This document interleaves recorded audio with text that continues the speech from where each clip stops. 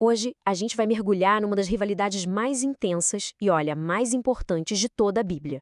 A história de dois irmãos, Jacó e Esaú, é uma trama cheia de conflito, destino e uma escolha que acabou definindo o futuro de nações inteiras. Vamos entender isso juntos. E tudo começa com essa frase aqui que já mostra que a briga começou, bem, antes mesmo do nascimento.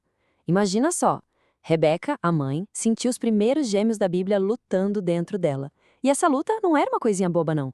Era um sinal, um grande prenúncio do que ainda estava por vir. Super inquieta com toda essa agitação, Rebeca foi buscar uma resposta. E o que ela recebeu foi nada menos que uma profecia divina, uma que traçou o rumo da vida dos seus filhos e de todos os seus descendentes.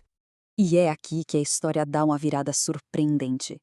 A profecia dizia que ela carregava duas nações. Mas não só isso. O mais velho, que pela tradição teria toda a vantagem, acabaria servindo ao mais novo.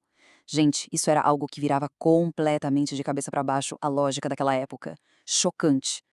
Então, o ponto central é este. O destino já estava selado. A promessa divina estava sobre Jacó, o irmão mais novo. E essa escolha não teve nada a ver com força ou aparência física.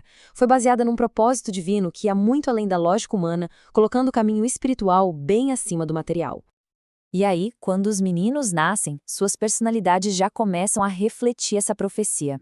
Eles eram como água e óleo, opostos em quase tudo.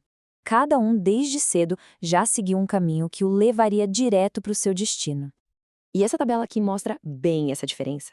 De um lado, Esaú, o caçador, o homem do campo, impulsivo, movido pelas coisas do corpo, da carne.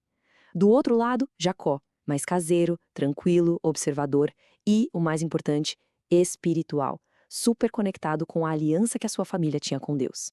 E para colocar mais lenha nessa fogueira, ainda tinha o favoritismo dos pais. Isaac, o pai, preferia Esaú, talvez por ele ser um bom caçador.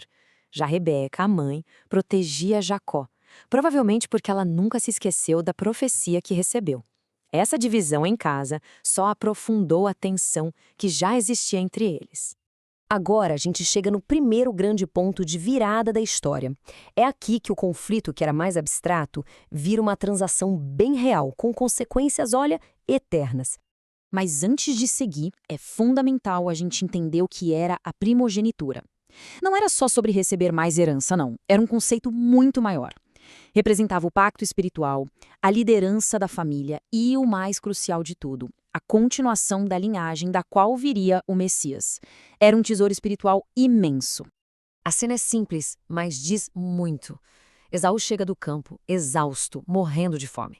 A única coisa na cabeça dele, movido pelo impulso, é satisfazer aquela necessidade imediata. Ele só quer saber daquele guisado vermelho. E aqui a gente vê a mente estratégica e espiritual de Jacó. Ele enxerga a oportunidade na hora. Ele não pede dinheiro, não pede um animal, ele pede o que realmente importa, a primogenitura, aquele direito espiritual que o irmão tinha só por ter nascido primeiro. A resposta de Esaú revela tudo sobre ele. Ele despreza o direito de primogenitura, troca um destino eterno por um simples prato de comida. A Bíblia mais tarde o chama de profano por causa dessa atitude, mostrando quanto ele era desligado das coisas espirituais. Anos se passam e a segunda parte do plano acontece. Isaac, já bem velhinho e cego, decide que vai dar sua bênção final a Esaú. Mas Rebeca, sempre se lembrando da profecia, arma toda uma situação para que Jacó receba essa bênção no lugar do irmão.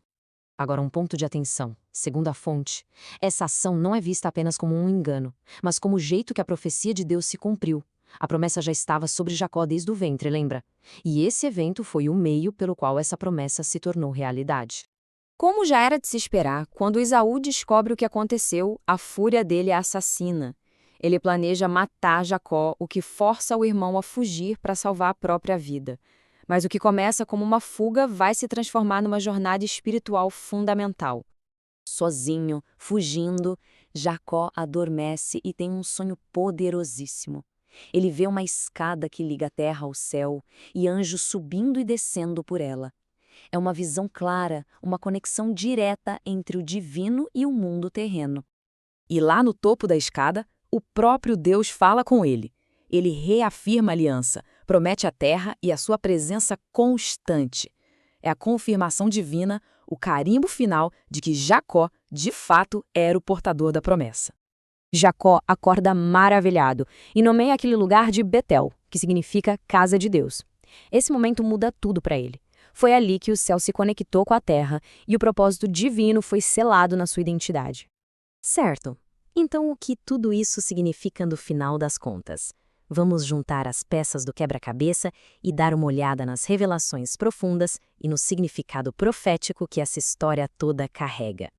As lições aqui são muito claras. A escolha divina é baseada em propósito e não em perfeição humana. A gente vê isso no contraste. Esaú vivia pelo impulso do momento, Jacó vivia pela promessa futura. A história mostra como até as fraquezas humanas podem ser transformadas em destino divino.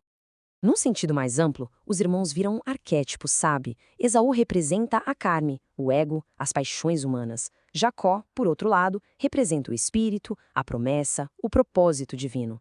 São basicamente dois caminhos que a humanidade pode seguir. E aqui está o resultado final da escolha divina. É a linhagem de Jacó que segue em frente, passando por figuras-chave como José, Judá, o rei Davi e culminando na linhagem messiânica. O propósito era muito, mas muito maior do que apenas um homem. Então, a mensagem principal é que o plano divino sempre prevalece sobre o impulso humano.